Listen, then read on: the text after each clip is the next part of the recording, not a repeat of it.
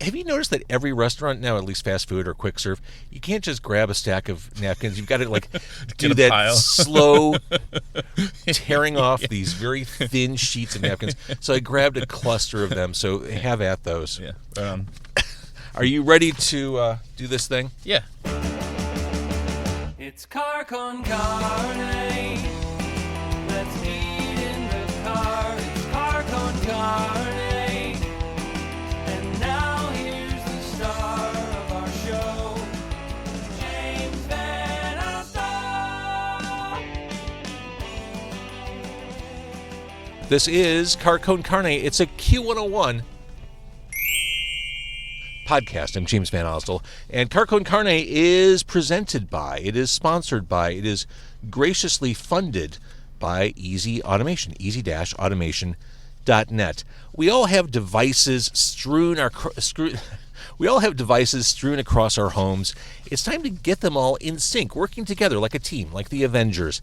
It's time to turn your home into a smart home. Transform your living space with cutting-edge home automation. Experience seamless control over audio, video, lighting, climate, security, everything. Embrace the future of smart living. It's your home, your rules, motherfucker. Get a quote by visiting easy-automation.net or give my guy Dan a call at 630-730-3728. So here's the thing. I'm a sucker for broody, synthy, hooky, post-punk, and that's what you're going to get on the debut from Milwaukee band Seances. The album Power is a Phantom comes out on February 13th, a perfect Valentine's Day gift. And I'm joined for lunch by Eric Arsnow, the singer, the bassist, the founder of Seances. Nice to see you. Yeah, thanks for having me. We are in Skokie, Illinois at Poochie's. We're meeting at, I think, one of the finer hot dog joints north of the city. You're from Milwaukee.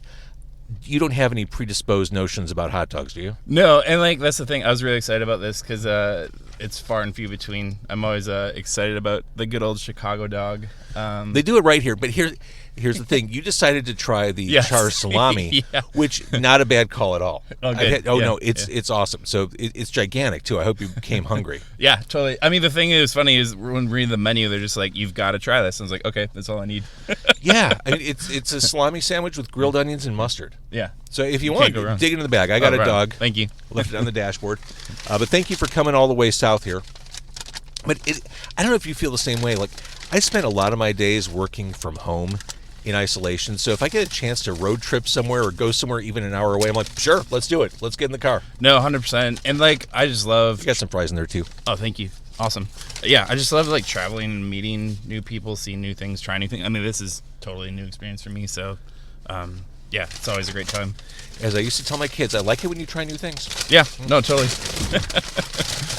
So I got the standard Chicago dog. Actually, I didn't get a standard Chicago dog.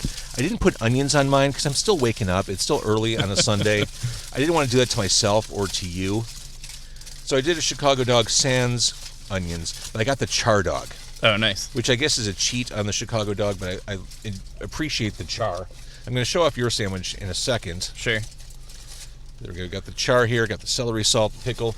Look at that monster. Yeah, that's awesome. Look at that thing. Oh, my God. Like I said, hope you brought an appetite. Yeah, no, I'm excited. It's funny. I didn't want to embarrass myself with a Chicago dog either because I feel like that's a whole, talent to eat one of those that Milwaukeeans just are not accustomed to. A talent? Yeah. It just requires big open jaw motions to. It's the pickle that throws things off here. Sure. Yeah. No, totally. All right, let's talk about your band. When did this whole thing start for you? Because we first met when you were in Devil's Teeth. Correct. Yeah. We did a virtual interview during the pandemic. Yep. Yeah. When did you start steering in this direction? It wasn't very long ago. It was about 2 years. Actually, the flashpoint was a concert I saw. Ironically, rescheduled 3 times because of COVID too, and just travel issues. But it was Theater of Hate, Chameleons, and The Mission, which are all kind of underrated, like new wave bands. And I was really into the Chameleons. Not like a super fan by any means, but that show ended up being a super transformative experience for me. I'm a bass player first and foremost, or I have been at least the past probably like 20 years or so in bands.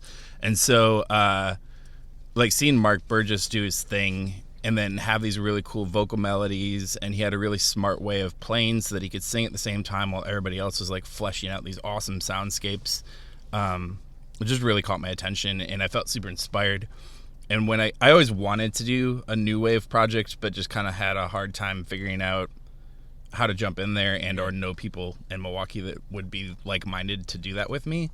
So I got home from the show, and literally all these ideas and stuff started pouring out, and I think I had like 14 or 15 voice memos of just me with bass and kind of humming melodies and things, and pretty much that became the structure for like a lot of what's on this record. And that was it. It was just a really cool moment, and capitalized on the creativity. And how cool is it to be of a certain age and still be able to find inspiration in music? Oh yeah, it's awesome. And I love listening to music. I'm constantly just trying, finding people and things like that. So it's a big part of my life to always have something to talk about. So well, let me sidetrack. And as you put a giant fistful of salami in your mouth, how do you find music?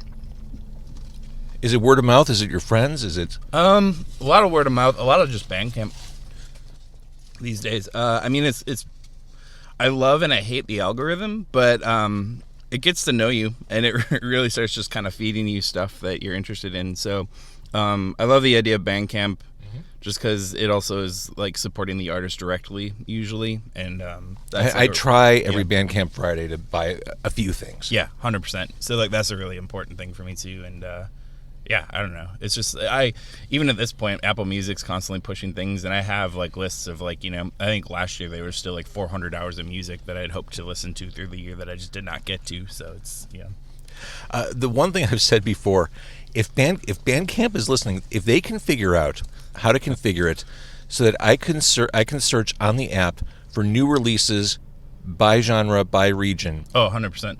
I would listen to that instead of anything else in my car 24 hours a day. Yeah, no, I agree with that for sure. That'd be like, give me all the new Chicago music. Give me all the new punk, alternative, rock, jazz, whatever. Give it to me. Right. And that's kind of like the exciting Easter egg with Bandcamp, I guess, at the moment. Like, sometimes I'll find a band that's like, oh, they're from Chicago. So, like, I can just travel down, like an hour and check out a show or whatever, too, which is also great. So, Power is a Phantom is the name of your album.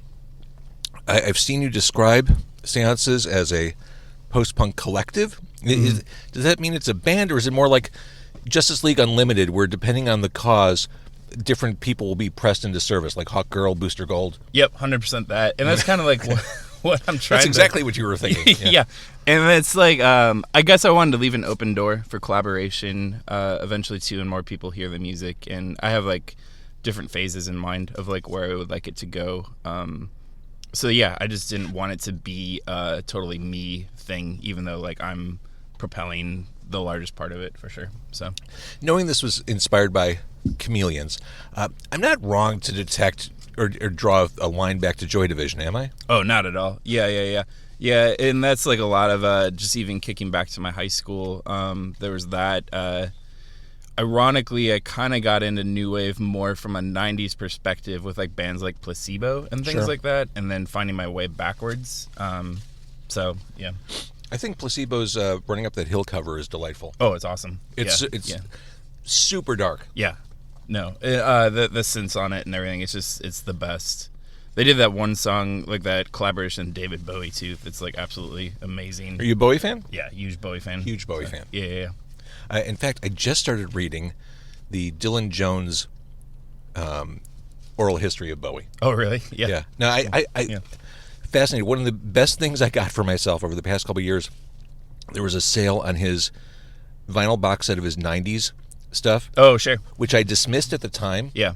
Going back into it, I was wrong. Oh, yeah. It's whack. And, like, he was, like, trying... Well, I mean, he always is trying to, like, experiment and do different things. But there's, like, some really interesting albums of that era for sure. Earthling and Outside in particular. Yeah. I slept on those. Yeah, Earthling is rad. Isn't it amazing? It's such a good feeling as we're talking about music discovery to find things that you ignored, missed the first time around, and like, it's just, this has been sitting here this whole time? No, I know. Yeah, that's totally the thing. Like, I guess another one of those for me recently, I don't know if and this is kind of another deep cut, is the band Sad Lovers and Giants. I had a friend at a record store that just kept pushing them, like, you should really check them out. And I did to like a degree, but then it's like you hit that song too. There's like a song or two, and then you're like, oh man, this really clicks. And then you're just hooked. Like you listen to everything by them and just fall in love with it. Now, I haven't been to Milwaukee as often as I should have, given our geographic proximity. Most recently, there's some good record stores there. Oh, 100%. Yeah, and I love going to all of them. I'm constantly going to Lilliput and Irving Place. I definitely went to Lilliput. Rushmore's been a mainstay there for years. And Dan, who works there, is super cool, especially with helping out local bands. He's the one guy in town that I really appreciate when you bring like a album into sale. He just like hands you cash out of his wallet for them. And I love it's that. like it's great. It's a great community for sure. What's the verdict on the salami? It's awesome. It's a brilliant sandwich. Because it's on like a French roll. No, yeah. It's the roll is super fresh and chewy, which is awesome. Like for being as minimalist as it is, it's got like a lot of great flavor to it, which is Well, that's the char. The char gives it a little bit of crunch and snap. yeah. Yeah, I'm a fan. I'm so glad you're having it. So Power is a Phantom, again, February 13th. On the surface, is this an album of love songs? I think so. Like, and I guess yeah. I know it's a kind of a weird answer. Well, like Crimes and Waited. Yeah. I mean, that's kind of like, I've always been like a little bit of a hopeless romantic. So like from that standpoint, very much so there's different, I guess, things that inspired it, like movies, books I was reading, things like that. So it's not always directed towards a person, but I've always been a fan of really great pop songs. Ironically found myself in that spot with this record, and the big thing for me is I wanted to try and, I guess, go after themes, love being one of them, that could bring community together in shows and music and things like that. Those are usually, like, I didn't want it to be completely from my perspective, and I wanted it to hopefully be, when people hear it, like something that they could find a shared experience in. That was like a really important factor in all of this. Speaking of crimes, 100 Miles is 100 Crimes.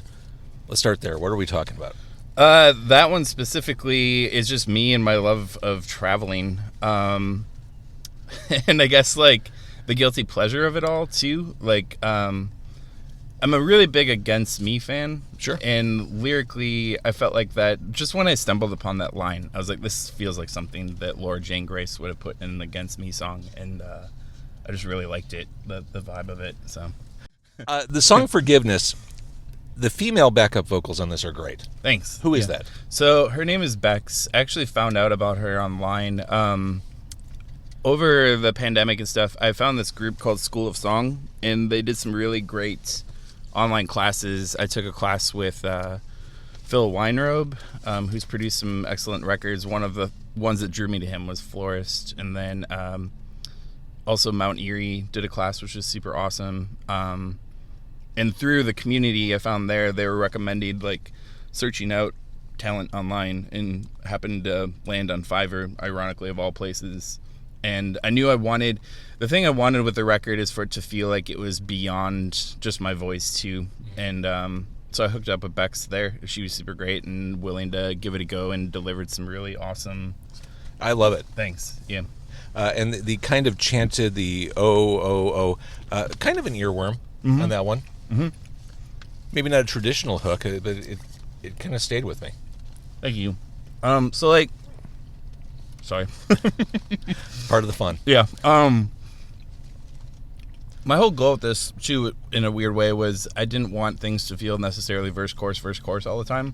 And intentionally, knowing that was how I was approaching it, trying to write things that were just pretty much try to be catchy the whole time, so that you didn't feel like you were missing out on that thing that you could grab onto and sing along to. The song is called Forgiveness. Is this about a couple coming back together?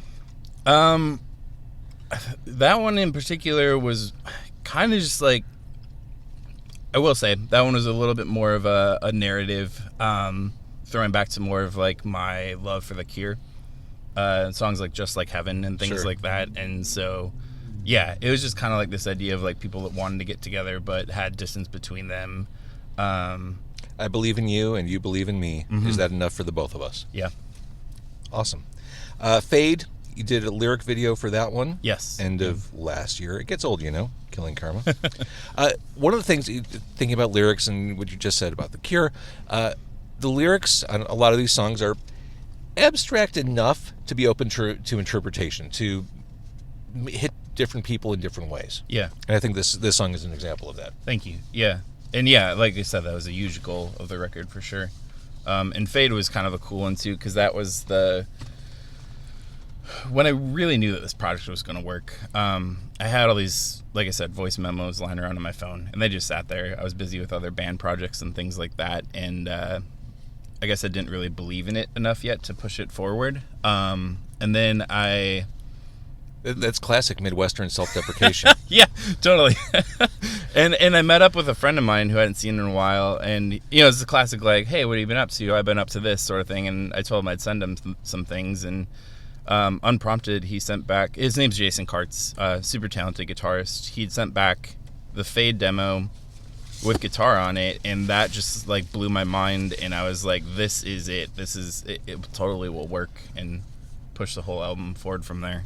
So, jumping to Hours, is that Bex again, I hear? Yep. Yeah. She's on 4 of the tracks in the record. So. The backup vocals, I think, really add something to this, and the rhythm guitar is more bouncy on this one. Yes. Yeah. It had a total Police vibe to it. Yeah. Which I was like, this is rad. Because Jason surprised me. He played on 4 of the songs that it was what he was able to contribute to, and when he sent that one, I was like, oh man, yeah, this is totally playing for my love of the Police.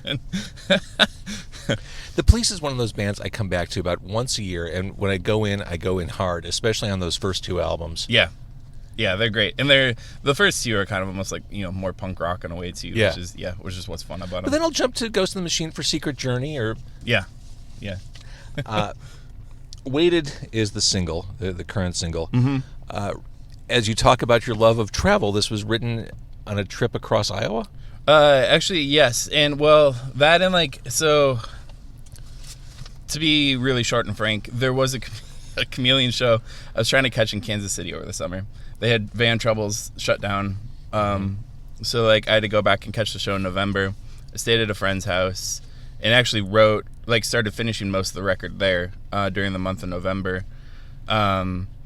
And on my way back, I ended up I had recorded the intro to Weighted while I was messing around on Crimes, writing some synth parts, and I was like, oh, this is really cool. I should record this and save it for later.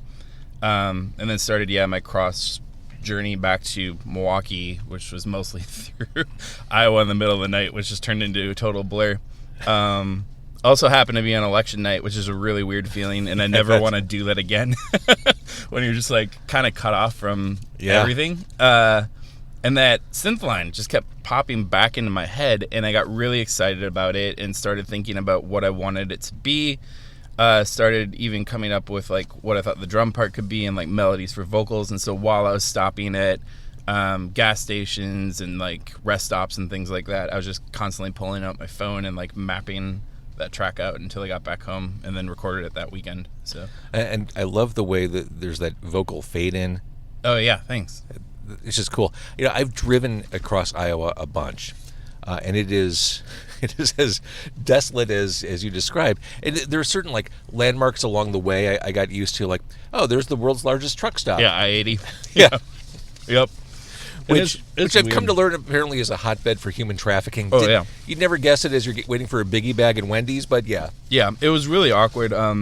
First time I took a family vacation and we stopped there. It was pretty early in the morning, midnight or whatever. My wife actually got propositioned. No way. Yeah, by this dude until our kids showed up and totally saved the day in a weird way. And it was kind of like a Disco Stew moment where he just kind of backed away. So, wow, it happens. Wow. Yeah. So, with the album coming out on February 13th, again, Power is a Phantom, will you get your collective together to do some live stuff? That's actually a work in progress, and I do want to do that. It's funny, coming up with the music, I recorded and mixed this all by myself too, so it was just a huge effort to get over that mountain. That I haven't been able to really think about the live component as much yet, aside from like I want it to be like to feel like you're at the Haunted Mansion. So like that's like a huge goal. I for want me. you to make it feel like the Haunted Mansion. Thanks. That's Yeah. I love that vibe. Yeah, so like that's been in my mind, and then I hope to talk to some friends, and obviously Jason. I want him to perform on the guitar parts if he's interested and stuff like that. So Because you got to get this in front of people. yeah, I think so, and I want to. And you could have the coolest merch. yeah. I've seen what you're doing online. You could do the coolest Thank merch you. for this. All right, so that's in the works. The short-term deal is this album will be available. I think it's super cool. Thank you. I mean, I love this vibe. And maybe it's my age or just where I'm at, but I keep coming back to synth-based music in the present day. So this hit me at the right time. Oh, awesome! Yeah, it's glad to hear Like that. during the day, I'm listening to John Carpenter's scores. Oh, rad! Yeah. He's a man. That was one of the coolest shows I saw too, which I was really wish I glad. went. Oh my God. It was so much fun. And he's a classic movie director, like hamming it up. Like the encore, he did Christine, and he like was all like, "You guys, thank you for coming. It was really great seeing you all, but be careful when you're on the roads tonight. Christine is on, and it was so great. Like it was fun. Well, nice job. And you've got leftovers to take back with you. Oh to yeah, Milwaukee. No, Maybe they I'm won't super even make stoked. it. No, by not the at time all. you get off 94. Yeah, not at all. Okay. I'm so glad to meet in person. We were saying this before we started recording. If I never have to do another Zoom interview for this podcast, I will be happy. Oh yeah, and I was stoked on being able to do the full experience here. So The full experience. Yeah. The grandeur Yeah. that is this 12-year-old car with 160,000 miles on it. Yeah, no, it's cool. It's a great idea. So I love it. Well, thanks for making the trek south. oh yeah, no, thank you, And the album's awesome. thank you. I really appreciate it.